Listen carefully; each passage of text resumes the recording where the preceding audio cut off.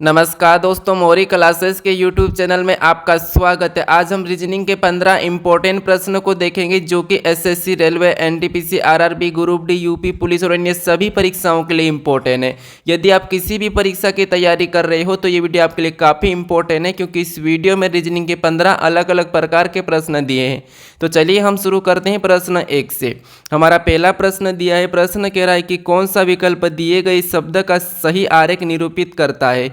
यानी हमें यहाँ पर दिया है तोता, पक्षी और चमगादड़, और इनका वेन आरेख कैसा बनेगा ये प्रश्न पूछा है। ठीक है, तो जब भी आरेख का प्रश्न दिया हो तो सबसे पहले आपको जो शब्द दिया है उसे समझना। जैसे यहाँ पर हमें तोता दिया है, फिर पक्षी दिए है और फिर चमगादड़ दिया है। ठीक है, तो देखिए सबसे पहले आपको कुछ भी नहीं करना है, सबसे पहले आपको किसी भी एक शब्द का आरेख बनाना है। जैसे हम बनाते हैं तोता का आरेख। ठीक है, तो ये हमारा क्या हो गया, तोता का आरेख हो गया है। ठीक है, समझिए। इसके बाद अब देखिए, इसके बाद हमें किसका बनाना है, दूसरे शब्द का।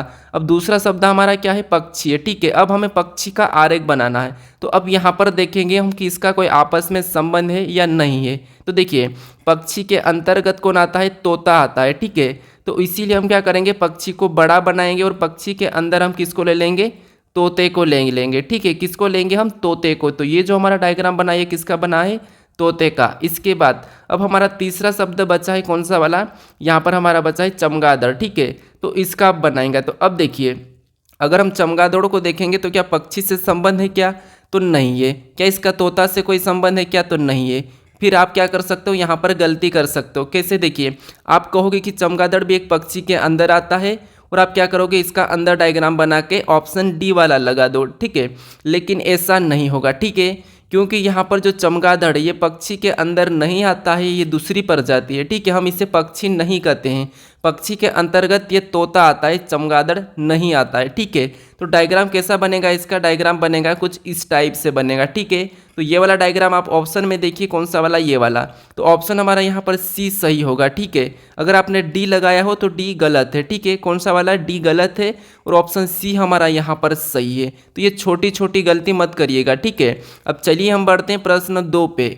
अब दूसरे नंबर का प्रश्न दिया है, प्रश्न कह रहा है कि नीचे दिए गए विकल्पों में से संबंधित अक्षर को चुनिए। यानी हमें यहाँ पर जैसे ए बी अनुपात जेड वाई दिया है और समानुपात सी डी का पूछा है। ठीक है, तो यानी यहाँ पर हमें सबसे पहले तो ये पता करना है कि ए बी का जेड वाई कैसे लिखा है, फिर हमें सी डी का बताना है। ठीक है, तो देखिए अगर हम इसे ध्यान से देखते हैं तो ए का विपरीत कौन है, जेड है, बी का विपरीत कौन है, वाई है। ठीक है, तो हम क्या करेंगे, यहाँ पर सी का विपरीत बताएंगे, फिर दूसरा हम क्या करेंगे, डी का विपरीत। अब विपरीत क्या है ये आपको अगर नहीं पता तो देखिए, जैसे ए से लगाकर अगर आप ए बी तक ऐसे कुछ आप बीच में लिखोगे एम तक। ठीक है, उसके बाद उसके जस्ट नीचे से एन से लगाकर आप यहाँ से, जैसे यहाँ पर मैं लिखता हूँ वाई और जेड, यहाँ तक लिखोगे तो ये एक दूसरे के, यहाँ पर जो लेटर है सारे के सारे एक दूसरे के विपरीत होंगे। ठीक है, तो इनको भी आप याद कर लेना। अब देखिए हमें यहाँ पर देखिए, जैसे ए का विपरीत जेड है, यहाँ पर जेड लिखा है, बी का वाई है तो यहाँ पर बी लिखा है।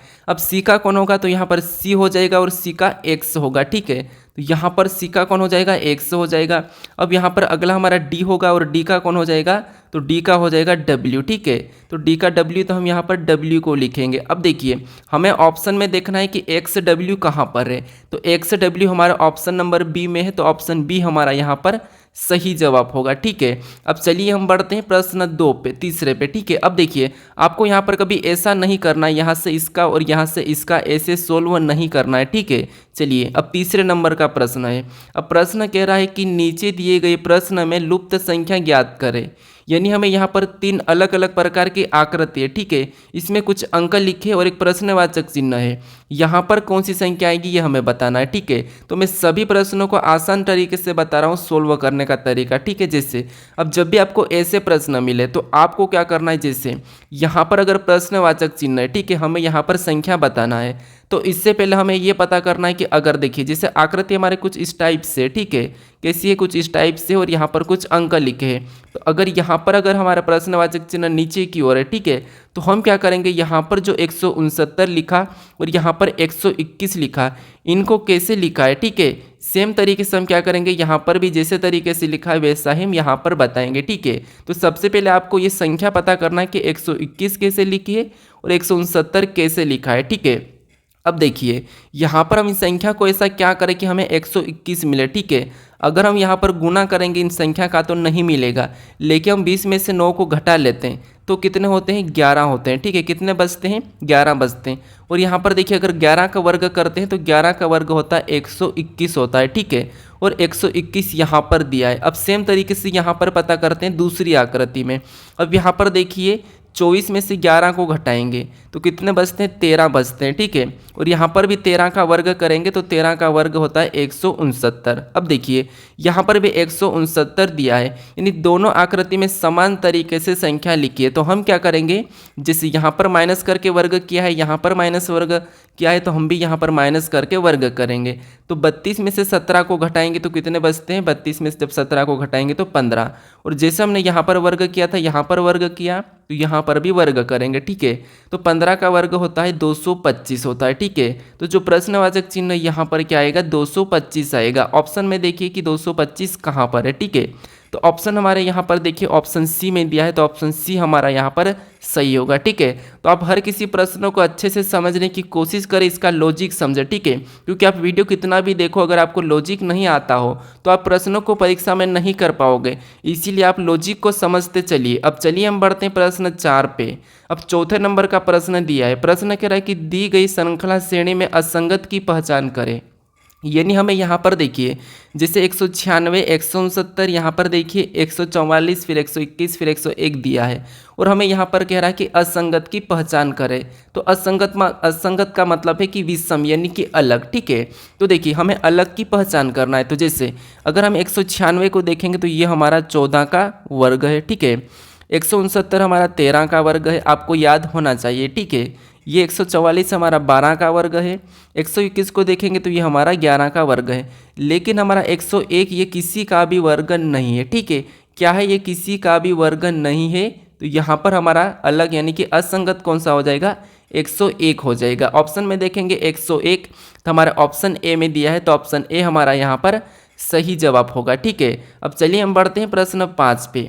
अब 5वें नंबर का प्रश्न दिया है। प्रश्न कह रहा है कि एक विशिष्ट कोड भाषा में BAD को 412 तथा को यहाँ पर देखिए MUT को 42113 लिखा जाता है। इस कोड भाषा में RUN रन को किस प्रकार लिखा जाएगा, ये प्रश्न पूछा है। तो देखिए आपको इस टाइप के प्रश्न जब भी मिले तो आपको कुछ भी नहीं करना, इससे नहीं देखना है। सबसे पहले आपको यहाँ पर जैसे BAD का 412 कैसे लिखा और उसी तरीके से MUD का 42113 कैसे लिखा, ये दो को पता करो और उसी तरीके से यहाँ पर इसका बताओ, ठीक है। तो ये हमारे कोडिंग डिकोडिंग है, ठीक है। जैसे यहाँ पर हम एक एक को देखते हैं, जैसे B का यहाँ पर 4 लिखा है, A का यहाँ पर 1 लिखा है और D का यहाँ पर 2 लिखा है। लेकिन हम अगर ध्यान से देखते हैं, अगर आपको यहाँ पर इनके लेटर पता है, ठीक है, इनके अंक को पता है इन लेटर के, तो आप इस प्रश्न को आसानी से सोल्व कर सकते हो। जैसे देखिए हम यहाँ पर पीछे से लिखेंगे, जैसे 4 का यहाँ पर यानी कि D हमारा 4 पे आता है और यहाँ पर 4 लिखा है, ठीक है। फिर देखिए A हमारा 1 पे आता है, उसके बाद लिखा है, B हमारा 2 पे आता है, तो यहाँ पर उसके बाद, यानी यहाँ पर इसने लेटर के अंकों को पीछे से लिखना शुरू किया है। तो हम यहाँ पर चेक करते हैं सेम तरीके से। देखिए जैसे D हमारा 4 पे आता है, यहाँ पर लिखा है। फिर देखिए U हमारा 21 पे आता है, यहाँ पर लिखा है। M हमारा 13 पे आता है, यहाँ पर लिखा है। यानी हमारे दोनों की जो दोनों शब्द दिए हैं यहाँ पर पीछे से लिखा है इनके अंक। तो हम क्या करेंगे, सेम तरीके से इनको पीछे से लिखेंगे। जैसे N हमारा 14 पे आता है तो 14 को लिखेंगे। फिर देखिए U हमारा 21 पे आता है तो 21 को लिखेंगे। फिर देखिए R हमारा 18 पे आता है तो फिर इसके बाद हम 18 को लिखेंगे। यानी हमारा कोड क्या बना है, 14 फिर बाद में 21 और 18, ठीक है। तो ये हमें ऑप्शन में देखना है। ऑप्शन में देखिए हमारे 14, 21, 18 ऑप्शन ए में दिया है, तो ऑप्शन ए हमारा यहाँ पर सही हो जाएगा। अब चलिए हम बढ़ते हैं प्रश्न 6 पे। अब 6 नंबर का प्रश्न दिया है, प्रश्न को समझिए। प्रश्न क्या कह रहा है कि एक्स वाई का पति है, डब्ल्यू एक्स की पुत्री है, जेड डब्ल्यू का पति है, एन जेड की पुत्री है, एन का वाई से क्या संबंध है। अब देखिए जब भी आपको ऐसे प्रश्नों को सोल्व करना है तो आप थोड़ा सा बेसिक समझिए, आपको रिश्ते के बारे में पता होगा। जैसे आप यहाँ पर स्वयं को लीजिए, यानी कि अपन ये खुद है, ठीक है। मान लीजिए ये कौन है, अपन खुद है। अगर अपना यहाँ पर पिता कहा तो हम उसे ऊपर लिखेंगे, अगर हमारी माँ कही तो पिता के पास लिखेंगे, अगर हमारी भुआ कही तो हम उसके पास लिखेंगे, अगर हमारा दादा कहा तो हम उसके पास लिखेंगे, उसके ऊपर लिखेंगे, ठीक है। हमारा पिता, फिर अगर दादा था तो उसको और भी ऊपर लिखेंगे, क्योंकि देखिए हमारे से बड़ा कौन है, पिता, और पिता से बड़ा कौन है, दादाजी, तो वैसा ही हम बड़े में ही लिखेंगे। उसके बाद अगर दादी कहा तो हम इसके पास लिखेंगे, अगर हमारा नाना कहा तो हम मम्मी के ऊपर लिखेंगे, ठीक है। तो इस प्रकार का ये लिखना है। अगर हमारा कोई भाई कहा तो हम हमारे पास लिखेंगे, हमारी बहन कही तो हमारे पास लिखेंगे, हमारा कोई मामा का लड़का हो उसे भी हम हमारे पास लिखेंगे, अगर हमारा कोई पुत्र हो तो हम उसे नीचे लिखेंगे, पुत्री हो तो हमारे पुत्र के पास लिखेंगे, ठीक है। तो ये तरीका होता है। अब देखिए ये तरीका आपको पता है, अपने से छोटे वो नीचे, अपने से बड़े वो ऊपर, ठीक है। अब समझिए, अब प्रश्न कह रहा है कि एक्स वाई की पत्नी है, यानी एक्स वाई का पति है। अब देखिए जैसे यहाँ पर एक्स, ये हमने एक्स बनाया, एक्स क्या है, वाई का पति है, यानी एक्स क्या है, वाई का पति है। तो पति मतलब मैं प्लस लेता हूँ और वाई का मतलब ये माइनस हो जाएगी। अब देखिए ये पति पत्नी है तो हम क्या करेंगे, इनको जोड़े में बना लेते हैं, क्योंकि यहाँ पर इनकी शादी हो चुकी है, ठीक है। तो ये पति पत्नी है। अब देखिए वाई पत्नी है, हमने माइनस लगाया क्योंकि ये महिला है, एक्स पे प्लस लगाया क्योंकि ये पुरुष है, ठीक है। फिर देखिए आगे कहा है कि डब्ल्यू एक्स की पुत्री है, यानी डब्ल्यू क्या है, एक्स की पुत्री है, तो पुत्री है तो हम उसे नीचे लिखेंगे, किसके, एक्स के नीचे। अब पुत्री है तो पुत्री का हम क्या करेंगे, माइनस लगा लेंगे, ठीक है। फिर देखिए आगे पढ़ेंगे तो जेड डब्ल्यू का पति है। अब देखिए जेड क्या है, डब्ल्यू का पति है, तो इसका पति कौन हो जाएगा, जेड हो जाएगा, तो उसे भी हम इसके पास लिख के प्लस लगा लेंगे, ठीक है। और ये भी बराबर का जोड़ा बना, इसकी भी शादी हो चुकी। अब देखिए आगे करा कि एन जेड की पुत्री है, एन क्या है, जेड की पुत्री। अब देखिए इसको हम नीचे लिखेंगे, हमारे पास स्क्रीन में इतना नहीं है तो यहाँ पर मैं एन बना देता हूँ, ठीक है। तो ये एन क्या है, समझिए यहाँ पर ये क्या है, एन है, और एन क्या है, पुत्री है, किसकी, जेड की, और डब्ल्यू की भी है, ठीक है, क्योंकि ये पति पत्नी है और ये पुत्री है इनकी। फिर आगे कहा कि एन का वाई से क्या संबंध है, यानी यहाँ पर आपको समझना है, जहाँ पर भी इससे लगता है उसका उल्टा बताना है कि वाई का एन क्या लगेगा। तो अब देखिए वाई का एन क्या लगेगा, तो ये देखिए ये दोनों पति पत्नी है और ये इनकी कौन है, पुत्री है, ठीक है। ये डब्ल्यू इनकी पुत्री है और पुत्री का पुत्री अपनी क्या लगती है, ठीक है। तो अपनी पुत्री की जो पुत्री होती है अपनी क्या लगती है, तो जो अपनी पुत्री की जो पुत्री होती है अपनी पोती लगती है, ठीक है। तो यहाँ पर स्वयं को लीजिए, मान लीजिए वाई आप हो, ठीक है, मान लीजिए वाई कौन हो, आप हो, ये आप हो, ठीक है, और आपकी ये पुत्री है, यानी कि ये डब्ल्यू पुत्री है, ठीक है, और पुत्री की एक और पुत्री है, तो यहाँ पर देखिए पुत्री की पुत्री, तो ये आपकी क्या लग जाएगी, पोती लगेगी, ठीक है। तो ऑप्शन हमारा यहाँ पर डी सही होगा। अब चलिए जब भी आपको प्रश्न को सोल्व करना है तो अपने आप को जरूर लेना, ठीक है। अब चलिए 7 नंबर का प्रश्न दिया है। प्रश्न कह रहा है कि नीचे एक पासे को 2 स्थितियों में दिखाया गया है, जब दिल की सल्क सबसे ऊपर होगी तो सबसे नीचे क्या होगा। यानी यहाँ पर देखिए हमें सबसे पहले दिल का पूछा है विपरीत। तो जब 2 पासे दिए जाते हैं तो हम क्या करते हैं, कॉमन देखते हैं, कॉमन चिन्ह हो या अंक हो या लेटर हो, ठीक है। तो देखिए जैसे यहाँ पर कॉमन हमें क्या मिल रहा है, देखिए स्टार मिला है और एक यहाँ पर काले पत्ते का मिला है, ठीक है, काला चिन्ह, और यहाँ पर भी हमें दोनों ये कॉमन मिले। जब हमें किसी पासे में कॉमन 2 मिलते हैं तो जो बचा है वो एक दूसरे के विपरीत हो जाते हैं। तो जैसे दिल का विपरीत कौन हो जाएगा, तो दिल का विपरीत हो जाएगा यहाँ पर दोस्तों ये वाला चिन्ह, ठीक है। तो ये वाला चिन्ह हमारा सही जवाब होगा। ऑप्शन में देखिए सी में दिया है, तो ऑप्शन सी हमारा यहाँ पर सही होगा, ठीक है। अब चलिए हम बढ़ते हैं प्रश्न 8 पे। अब 8वें नंबर का प्रश्न दिया है। प्रश्न कह रहा है कि निम्नलिखित प्रश्न में आकृति किस विकल्प में चिन्हित है, यानी जो आकृति हमें यहाँ पर दिख रही है, ठीक है, ये आकृति किस विकल्प में चिन्हित है, ये हमें पूछा है। तो देखिए आकृति के प्रश्न एसएससी और रेलवे के लिए तो काफ़ी इंपॉर्टेंट है, क्योंकि वहाँ पर आपको आकृति की प्रश्न देखने को मिलेगा, ठीक है। तो देखिए हमें यह आकृति कहाँ पर चिन्हित है ये बताना। तो आप देखिए यहाँ पर ऑप्शन में कहाँ पर दिख रही है, तो ध्यान से देखोगे तो यहाँ से ये बनी है, फिर ये बनी और ये बनी, यानी ऑप्शन नंबर सी में दिखी है, तो यहाँ पर ऑप्शन सी हमारा सही जवाब हो जाएगा। अब चलिए हम बढ़ते हैं प्रश्न 9 पे। अब 9वें नंबर का प्रश्न दिया है। प्रश्न कह रहा है कि देखिए निम्न आकृति में त्रिभुजों की संख्या बताइए। यहाँ पर हमें क्या करना है, त्रिभुज की संख्या बताना। तो देखिए आपको पता है ये हमारा एक क्या है, त्रिभुज है, ठीक है, और यहाँ पर ये हमारा कौन है, सिंगल त्रिभुज। अगर यहाँ पर हम त्रिभुज काउंट करते त्रिभुज की संख्या कितनी है, 1 है। यहाँ पर कितनी, 1 है। अगर हम इसको क्या करते हैं, कुछ ऐसा बना देते हैं, ठीक है, तो यहाँ पर कितनी है, तो देखिए 1, फिर यहाँ पर 2 लिखेंगे तो यहाँ पर टोटल 3 है। ठीक है, अगर हम इसको गिनते हैं तो देखिए एक ये है, फिर एक ये है और एक हमारी ये बड़ी वाली है, यानी कि यहाँ पर 3 है। तो ये त्रिभुज की संख्या ऐसे काउंट करते हैं। ठीक है, अब यहाँ पर देखिए अगर हम इस हिस्से में देखेंगे तो यहाँ पर कितनी होगी, 3 होगी।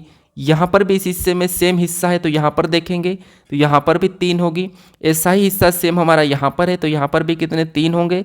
ये भी हमारा सेम हिस्सा है तो यहाँ पर भी 3 हो जाएंगे। ठीक है, अब हमारे यहाँ पर बचे ये वाले तो यहाँ पर भी 3 हो जाएंगे और इधर भी 3 हो जाएंगे। अब देखिए टोटल हमने 3 को लिखा है तो देखिए कितनी बार लिखा है, 1 2 3 4 5 6, यानी कि 3 को क्या करेंगे हम 6 के साथ गुणा करेंगे, हमारी संख्या निकल आएगी 6 3 18। यानी जो आकृति है, हमें इस आकृति में कितने त्रिभुज की संख्या है, तो 18 है। ठीक है, ऑप्शन बी हमारा यहाँ पर सही हो जाएगा। अब चलिए हम बढ़ते हैं प्रश्न 10 पे। अब 10वें नंबर का प्रश्न दिया है। प्रश्न कह रहा है कि 4 मित्र वर्ताकार में बैठकर ताश खेल रहे थे। राम के दाएं तरफ शंकर बैठे थे और अरविंद के बाईं तरफ गोला यानी कि गोपाल बैठे थे। निम्नलिखित में से कौन से युगल खेल में भागीरथी थे। यानी कि दोस्तों यहाँ पर हमें क्या करना है, सबसे पहले इनको बैठाना है। जैसे ये हमारा क्या है, एक वृत्तकार है। ठीक है, अब देखिए ये हमारा वृत्तकार है, एक लोग यहाँ बैठेगा, एक यहाँ बैठेगा, एक यहाँ फिर एक यहाँ, 4 लोग। ठीक है, अब देखिए 4 मित्र वृत्तकार बैठकर ताश खेल रहे हैं। ठीक है, अब ताश खेलते तो आमने सामने। ठीक है, अब देखिए राम के दाई तरफ शंकर बैठे हैं, यानी यहाँ पर अगर हम राम को बैठाते हैं, ठीक है, ये हम राम को बिठा देते हैं तो इसकी दाईं तरफ, तो इसका दायां किधर होगा, इस तरफ होगा। ठीक है, और बायां किधर होगा, इस तरफ होगा। तो इसकी दाईं तरफ कौन बैठा है, शंकर बैठा है, तो यहाँ पर हम क्या करेंगे, शंकर को बिठा देंगे। ठीक है, उसके बाद अब आगे कह रहा कि बैठे थे और अरविंद के बाईं तरफ गोपाल बैठे थे, यानी हम अरविंद को कहाँ पर बिठाएं कि बाईं तरफ गोपाल होगा। तो देखिए अगर हम अरविंद को यहाँ पर बिठाएंगे, ठीक है, अरविंद को क्या करेंगे, अगर हम यहाँ पर बिठाएंगे तब जाके हमारा कौन होगा, जो गोपाल है इसके बाईं तरफ हो जाएगी, क्योंकि अरविंद का बायां किधर है, इधर है, और दायां किधर है, इधर है। तो बाईं तरफ कौन बैठा है, तो हमें कहा है गोपाल बैठा है, तो गोपाल कहाँ हो जाएगा, यहाँ हो जाएगा। ठीक है, अब गोपाल हमारा यहाँ बैठेगा। अब देखिए हमें कह रहा है कि निम्नलिखित में से कौन सा युगल खेल में भागीरथी है। यानी यहाँ पर देखिए युगल खेल का मतलब कौन, जो आमने सामने, क्योंकि ताश के पत्ते में जो आमने सामने होते हैं, ठीक है, वो एक दूसरे के भागीरथी होते हैं। ठीक है, तो यहाँ पर देखिए हमें एक दूसरे के भी आमने सामने को है ना, गोपाल के सामने राम है और अरविंद के सामने शंकर है। तो हम देखते हैं कि इनका जोड़ा किस विकल्प में। देखिए राम और अरविंद, क्या राम और अरविंद युगल है, तो नहीं है। ठीक है, तो ऑप्शन ये तो हमारा नहीं होगा, हमें जोड़ा देखना है। ठीक है, फिर देखिए राम और शंकर, ये हमें आमने सामने दिख रहे हैं, तो ये ऑप्शन है। ठीक है, फिर देखिए गोपाल और शंकर, क्या गोपाल और शंकर है क्या जोड़े में, नहीं है, तो ये नहीं होगा। गोपाल और राम, यहाँ पर हमें दिया है गोपाल और राम, तो गोपाल और राम हमें यहाँ पर दिया है, तो ये भी हमारा हो सकता है। ठीक है, तो हमारी शायद यहाँ पर टाइपिंग मिस्टेक है, यानी हमें यहाँ पर युगल भागीरथी बताना था, तो हमारा ऑप्शन देखिए यहाँ पर ये वाला और ये सही हो जाएगा। ठीक है, नहीं यहाँ पर देखिए हमारा राम भी नहीं होगा, क्योंकि राम और शंकर का भी नहीं है। ठीक है, क्योंकि मैं यहाँ पर देख नहीं पा रहा था, तो ये भी नहीं, क्योंकि राम और यहाँ पर देखिए राम और शंकर का भी जोड़ा नहीं बना, तो ये भी नहीं होगा। गोपाल और शंकर का भी नहीं, और यहाँ पर राम और अरविंद का भी नहीं, हमें सिर्फ दिखा तो गोपाल और राम का। ठीक है, तो ये देखिए गोपाल और राम आमने सामने बैठे हैं, तो हमारा आप ऑप्शन कौन सा वाला होगा, तो ऑप्शन हमारा डी वाला सही होगा। ठीक है, अब चलिए बढ़ते हैं प्रश्न 11 पे। अब 11 नंबर का प्रश्न दिया है। प्रश्न कह रहा है कि अमन अपने कॉलेज से चलना प्रारंभ करके 10 किलोमीटर उत्तर की ओर चला। यानी देखिए जिससे मान लीजिए ये क्या है, एक दिशा है। ठीक है, ऊपर की ओर उत्तर होता है, नीचे दक्षिण होता है, राइट में पूर्व होता है। ठीक है, और लेफ्ट में पश्चिम होता है। ठीक है, अब ये देखिए जो अमन है यहाँ से चलना शुरू करा। ठीक है, कहाँ से, मान लीजिए यहाँ से चलना शुरू करा और चलने उत्तर में कितना चला है, तो 10 किलोमीटर, तो हम क्या करेंगे, इसको 10 लिखेंगे। उसके बाद फिर वहाँ बाएं मुड़कर 10 किलोमीटर चला, नहीं यहाँ गया और बाएं इधर मुड़ेगा, तो यहाँ पर भी इसने 10 चला। ठीक है, उसके बाद अब देखिए यहाँ पर कितना चला, 10 चला, ऊपर लिखते हैं। फिर देखिए वहाँ दाईं ओर मोड़ और 10 मीटर चला, मुड़ा, यानी यहाँ से और कहाँ मुड़ा, दाईं ओर, तो दाईं ओर कहाँ हो जाएगा, ऊपर हो जाएगा। और यहाँ पर कितना चला, 10 चला। अब देखिए वहाँ अब किस दिशा में जा रहा है, मुँह की हुई है। ठीक है, मुँह किए हुए, यानी अब ये यहाँ इधर जा रहा है। ठीक है, किधर, इधर जा रहा है, ये उत्तर में गया, फिर इधर देखेंगे तो पश्चिम, और ऊपर वापस से जा रहा है, तो यहाँ पर ये कहाँ जा रहा है, उत्तर में जा रहा है। तो हमें किस दिशा में जा रहा है ये प्रश्न पूछा था, तो ऑप्शन हमारा बी वाला सही होगा कि यहाँ पर अमन उत्तर में जा रहा है। ठीक है, अब चलिए हम बढ़ते हैं प्रश्न 12 पे। अब 12 नंबर का प्रश्न दिया है। प्रश्न कह रहा है कि यदि यानी कि बास्केट को TEKSAB लिखा जाए तो उसी कूट में PILLOW को कैसे लिखा जाएगा। ठीक है, यानी यहाँ पर देखिए जैसे जिस तरह से बास्केट शब्द को ये अंक दिए अक्षर दिए है, ठीक है, तो हमें इसका बताना है। तो देखिए जैसे यहाँ पर अगर हम इन लेटर को देखते हैं वही लेटर यहाँ पर हमें दिख रहे हैं। ठीक है, तो देखिए जैसे अगर हम देखते हैं तो T पहले लिखा है, पीछे से लिखना शुरू किया है, फिर यहाँ से E लिखा है, फिर K लिखा है, फिर S लिखा है, फिर A लिखा है और फिर वापस से B को पीछे लिखा है। यानी जो पीछे आगे वाले लेटर थे उनको पीछे लिखा है। ठीक है, तो हम क्या करेंगे इसी तरीके से देखिए, जैसे सबसे पहले क्या लिखेंगे हम W को लिखेंगे। यहाँ पर T को लिखा था हम तो हम W को लिखेंगे। फिर देखिए E, उसके बाद हम E को यहाँ पर लिखा है तो हम क्या करेंगे O को लिखेंगे। ठीक है, अब देखिए WO हमारे पास ऑप्शन A में नहीं है, ऑप्शन C में नहीं है, हमारे पास ऑप्शन बचे हैं 2। फिर L को लिखेंगे। ठीक है, तो O के बाद L को लिखेंगे। ठीक है, फिर और L को लिखेंगे तो ये डबल L हो गया।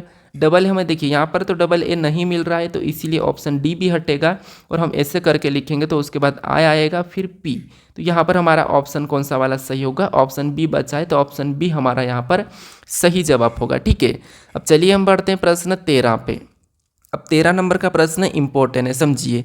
सबसे पहले हमें कथन दिया है कि सभी कप कुर्सियां हैं और कोई कुर्सी मेज नहीं है। तो इसके बारे में जो कथन दिया है कि यह सही कह रहा है, जिससे जो कथन है ये क्या निष्कर्ष के बारे में सही कह रहा है या गलत कह रहा है, हमें ये बताना। हमारे पास ऑप्शन भी है। ठीक है, तो चलिए जैसे सबसे पहले कथन को पढ़ेंगे। जिससे कथन कह रहा है कि सभी कप कुर्सियाँ हैं, यानी यहाँ पर देखिए जितने भी ये कप है, ठीक है, ये सभी के सभी कुर्सियाँ हैं। तो ये कप हमारे सारे के सारे क्या हैं, कुर्सियाँ हैं। तो हम इसे क्या करेंगे, कुर्सियाँ के अंदर ले लेंगे।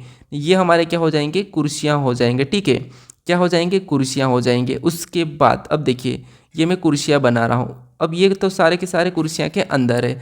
अब दूसरा वाला कह रहा है, दूसरा क्या कह रहा है कि कोई कुर्सी मेज नहीं है, यानी यहाँ पर मेज नहीं है तो मेज को क्या करेंगे, अलग बनाएंगे। ठीक है, ये हमारा मेज बना है। इसके बाद अब इसके बारे में निष्कर्ष क्या कह रहा है हमें ये देखना है। ठीक है, तो देखिए डायग्राम हमारा सही बना है कि सभी कप कुर्सियाँ हैं, तो यहाँ पर हमें दिख रहा है सभी कप कुर्सियाँ हैं। फिर समझिए इसके बारे में निष्कर्ष क्या कह रहा है। तो निष्कर्ष कह रहा है कि कुछ कप मेज नहीं है। तो यहाँ पर जब सारे की सारे कप मेज नहीं है तो कुछ कैसे हो सकते हैं, ठीक है, कुछ भी नहीं होंगे। तो इसीलिए पहला वाला तो ये गलत कह रहा है, क्योंकि यहाँ पर देखिए कुछ कप मेज नहीं है तो ये बात सही है। ठीक है, यहाँ पर देखिए जब सारे नहीं है तो कुछ कैसे नहीं हो सकते, तो कुछ कप मेज नहीं है तो ये बात सही कि कुछ कप मेज नहीं है। फिर देखिए दूसरा क्या कह रहा है कि यहाँ पर पहला तो सही है, दूसरा कह रहा है कि कुछ कुर्सियाँ कप है।